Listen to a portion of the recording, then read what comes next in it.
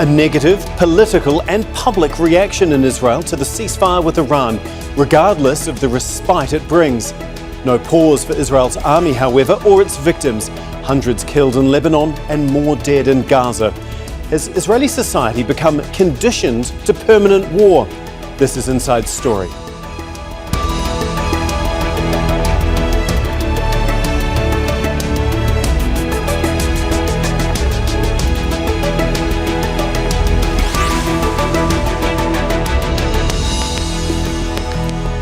Hello, welcome to the programme. I'm Tom McRae. Ceasefires usually bring relief and celebration, but not in Israel, it seems, as hostilities with Iran have been paused for talks. Reports suggest Prime Minister Benjamin Netanyahu was pressured into the truce by US President Donald Trump. Since then, Netanyahu's faced the wrath of opposition politicians and a negative reaction in opinion polls. But war has not stopped. This week, Israeli attacks killed hundreds across Lebanon. In Gaza, the killing continues. War has been ever present since Israel's foundation. So what does a constant war footing mean for Israeli society? Has it become one virtually at permanent war? And what's that mean for its future direction and the region? We'll discuss this with our guest shortly. But first, this report from Imran Ullah Khan.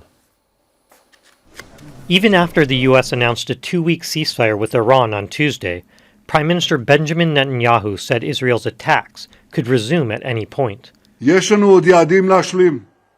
have more goals to complete, and we will achieve them either by an agreement or by renewing the fighting. We are prepared to return to fighting at any moment necessary. Our finger is on the trigger.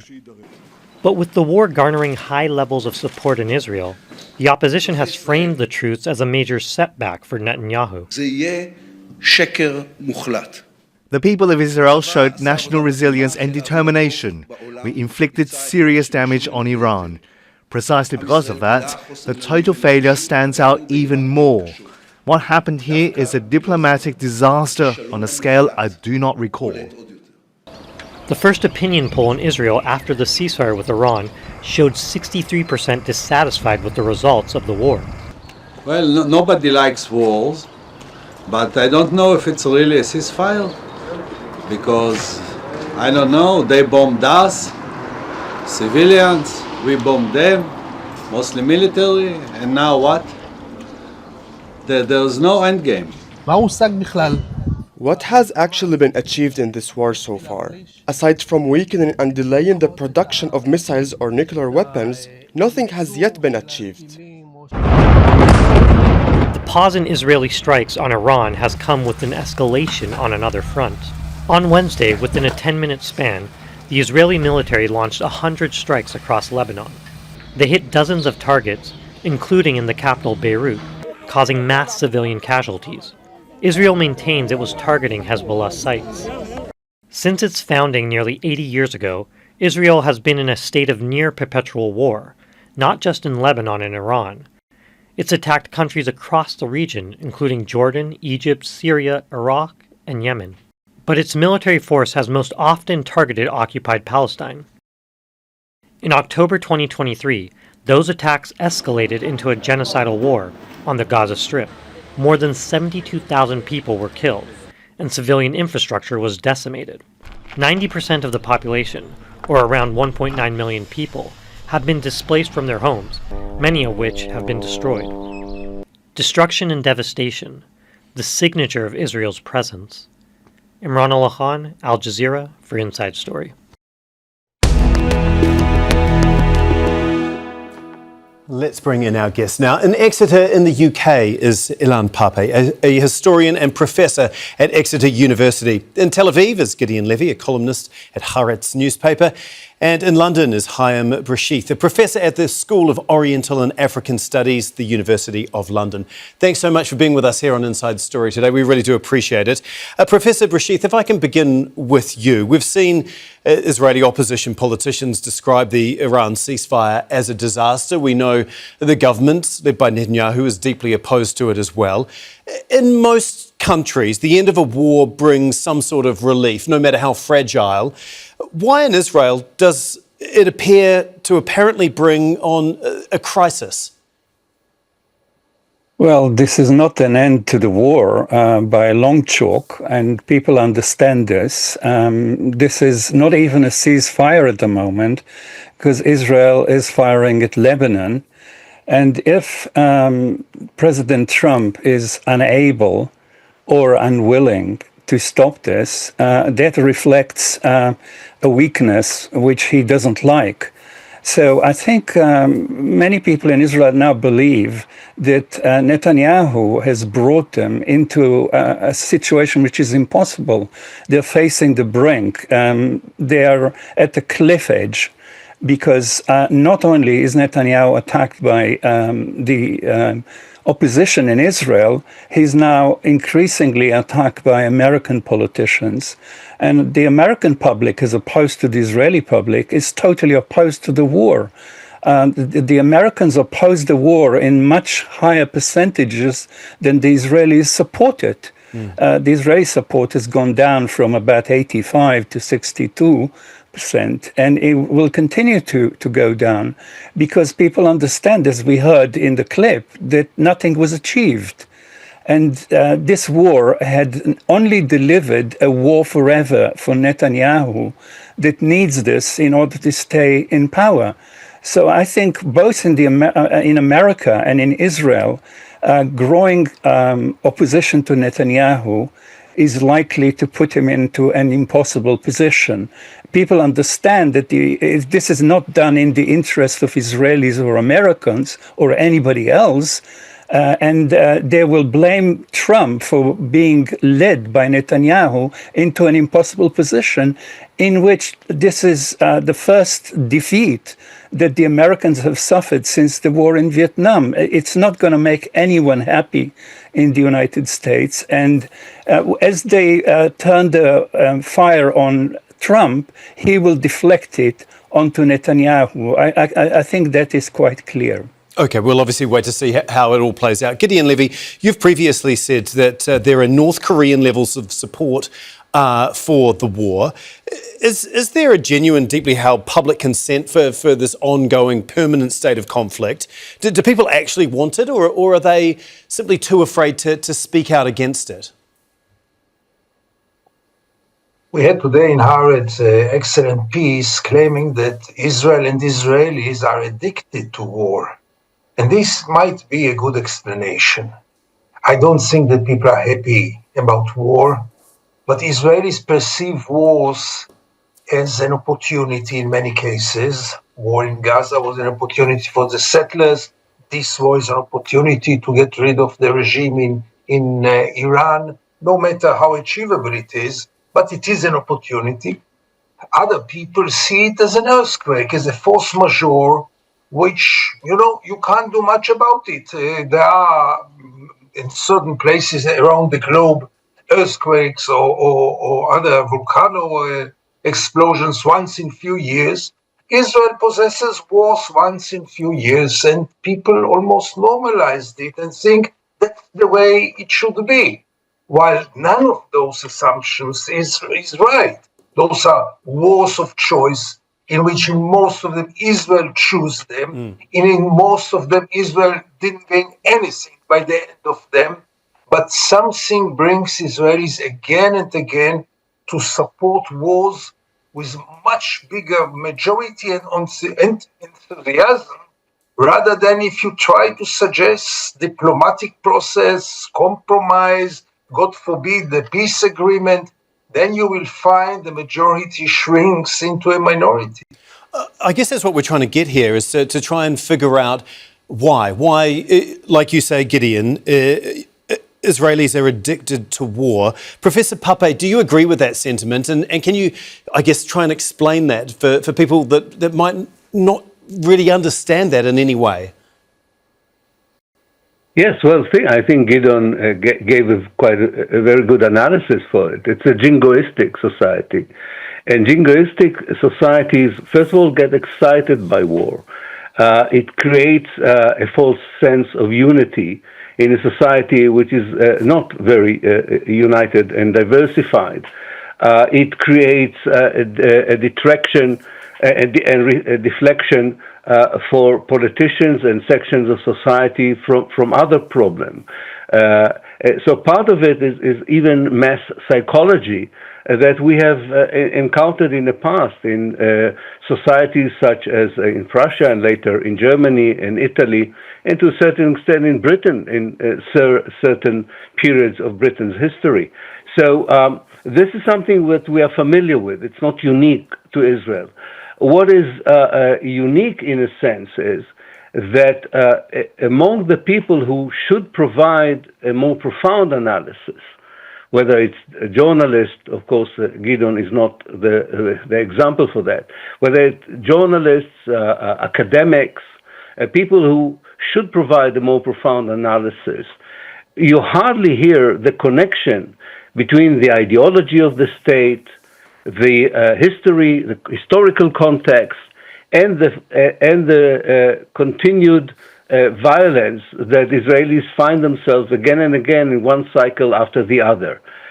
So I don't think that there is any internal dynamics that would bring a change in this Israeli attitude. People in Israel would complain that the war was not successful, but when the opposition leader says the war was not successful, it doesn't mean he was against the war. He thought that he would have managed the war better. And this is something Netanyahu can capitalize on. He has enough time until the elections to make it seem that eventually the narrative, and he will try to control the narrative, that all in all, as Gideon said, it's force majeure and we did all we could, and it's much better to have me as a captain of the ship than anyone else.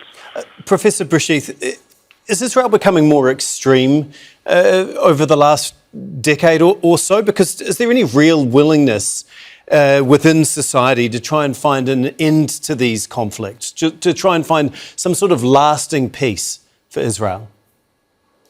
I don't think that's even on the cards. You're right. Israel is becoming more extreme because others allow it to do so. The arrival of Trump in the White House is a great opportunity for Netanyahu, and he grasped it immediately, because before that, when he tried for a war with Iran, with other US presidents, he failed. The biggest failure was with Obama, of course, who crafted an agreement designed to stop Israel from pushing for a war. But of course, immediately after Obama has left his position, Trump has given Israel a hope, and his second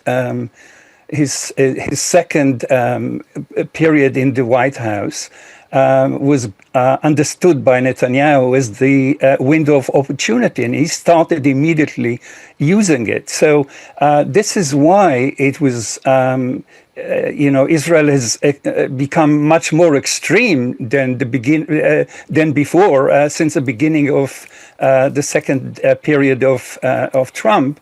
Because it's possible to do things that were not possible before. And he used it very, very well. I mean, I don't think Trump would have gone to war with Iran before Netanyahu has made it a reality for him. Netanyahu and David Barnea, the head of Mossad, have sold him the war as a 4-day exercise that will include a regime change.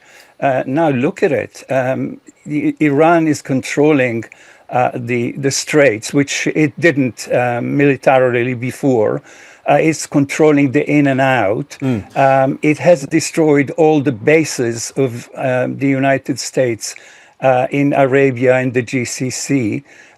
It's quite clear that neither Israel nor the United States have achieved their objectives, and yet, as Netanyahu said, he has created a new Sparta. Israel is the new Sparta, and it is now in the hands of the most extreme government, and the people of Israel are supporting the wars that this government is initiating. So yes, it is a very extreme society. Gideon, just on that point, does the level of military force that we have seen recently from Israel actually even end threats, whether it's against Iran, Hamas or Hezbollah? Has there been any sort of realisation that they can't be eliminated outright, because we have not seen that in any of those circumstances, and that it's really inevitable that it's just going to lead to this forever type of war? Yeah, unfortunately it's so.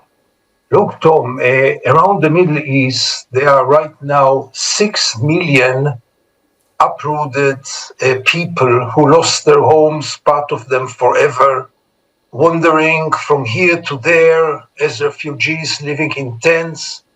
2 million in Gaza, 1 million in Lebanon, 3 million in Tehran.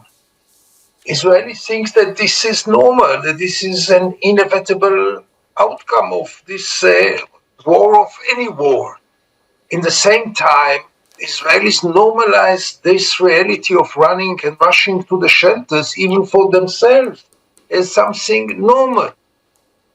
And then comes this support that we mentioned before, and all this together creates a profile of sickness. I have no other word to describe it. Sickness.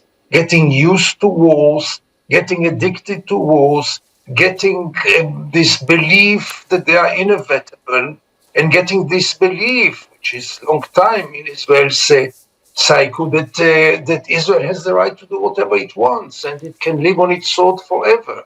So all those beliefs together create a very problematic, to say the least, very problematic profile of Israel, profile of the Israeli society right now.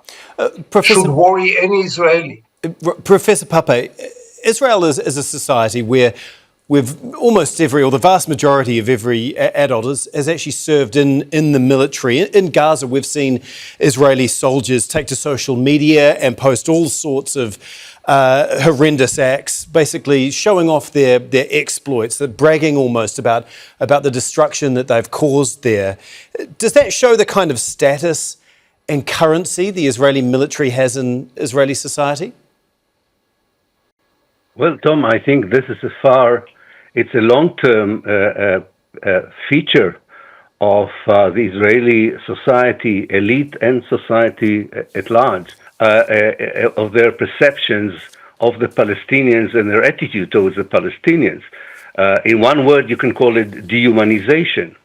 The very idea that you can dehumanize the Palestinians would lead later on to the symptoms that you're talking about, not being worried about showing the kind of atrocities that are being committed and even brag about them. So I do think we have to take it into account that this is part of what settler colonial projects like Israel and Zionism look like when you examine them and their attitude towards the indigenous local population. You cannot massively expel half of Palestine's population in 1948 if you don't dehumanize it first in your own mindset.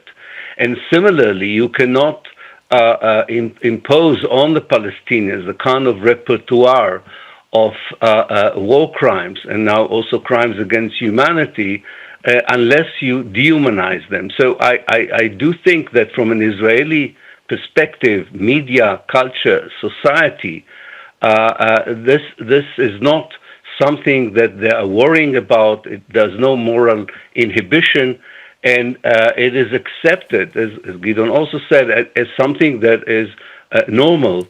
Not only normal in the sense that they have to be in a constant and perpetual cycle of violence against the indigenous people and those who support them, but that in the fight against them, which from an Israeli perspective would be an existential fight, you are fighting people who are savages, people who are anti-Semites.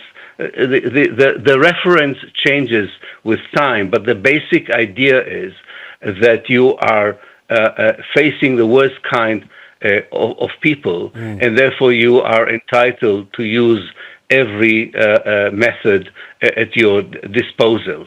I'm generalizing here. Fortunately, not every Israeli Jew thinks like that. Not every Israeli Jewish politician thinks like that, but the vast majority who go through the Israeli educational system, through the socialization that comes through the army and the media, have this kind of perception of the Palestinians. And therefore, there was this kind of support for the genocide, and therefore there is no empathy whatsoever for the million Lebanese that were displaced or the 3 million Iranians who were displaced. On the contrary, the push for the government is to continue with these policies. And again, we have to come back to that point. The criticism in Israel is not about the war, but about the performance in the war. Yeah, the way it's being done. That it was about the war itself, but it's not about the war. Right. It's about the way it was executed. Indeed. Professor Bresheeth, just staying with the power of the media, we heard there almost saying that people have been indoctrinated or maybe even brainwashed over decades. Is that how you see it? Has it gone that far, do you think? Well, I think that a group of people, a nation, which practices genocide for 2.5 years without a break and without a thought about what it means, is actually now in collective dissonance. They are actually harmed to a degree that they don't even see reality. Some of the material that you showed showed the glee with which they bomb universities, bomb hospitals, and send them as a kind of happy anniversary to their wife or happy birthday to their daughter, etc. This has happened in thousands of cases, but the people who see those clips are not just the wife or the daughter, but the rest of humanity. So they have lost any human reactions to disaster, even to disaster that they are causing themselves.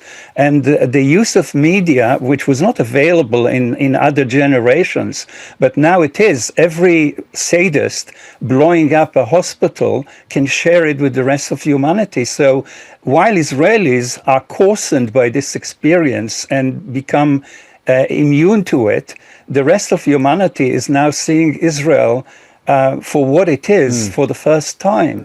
So after 2.5 years of this experience of destroying tens of thousands, maybe now hundreds of thousands of Palestinians, what do few thousand people mean in Iran or in Syria or in Lebanon, etc.? They don't mean anything. This is just more dead people. So Israel has turned into a chaos engine of the West. It is sowing death and destruction everywhere it goes and is proud of it. This is very sick, as Gideon pointed out. A chaos engine of the West. Gideon, can Israel change? Can Israeli society change? Is there a version of the country that could at some point actually choose peace? And what will it actually take to get there? Absolutely, Tom. Israel can change, and unfortunately it seems that it will change, but for the bad. All the signs show that the younger generation is much more nationalistic, racist, ignorant in many cases, violent, militaristic. You see it in the polls. Also religious. Don't forget that demography is also playing a role in Israel, and the ultra-Orthodox and the national religious, the settlers, are growing in figures that the secular will become a minority in this country within very few years. And then the change will be obvious. It cannot be a positive change when this is the demography. Now, what we also lack is an alternative. I mean, Israelis, young and old, don't see any alternative. Because we have Netanyahu, who is the most hated and the most beloved politician ever in Israel. And then there is the so-called opposition, which basically doesn't offer any alternative. They are in favor of the war, in favor of the occupation, in favor of the genocide, in favor of the transfer, in favor of the apartheid. So what kind of an alternative? For change, you need, first of all, some kind of leadership. Okay. Right now in Israel, there is no leadership for positive change, by all means not. Professor Pappe, are you as pessimistic as Gideon is about the near future of Israel? And what, if anything, could potentially break that cycle? I'm pessimistic about the near future. I'm not pessimistic about the long-term future, but not because I think there will be a change from within Israel. But I think that, as Haim pointed out, the world is watching. Now, it's true that the political elites of the world are watching and are indifferent, in some cases are even complicit in what's happening, but not the societies. And the elites we have today are not necessarily the elites we will have tomorrow, either in the region or in the world. So I think in the long term, this project, especially in its present shape, is not sustainable, and it will collapse.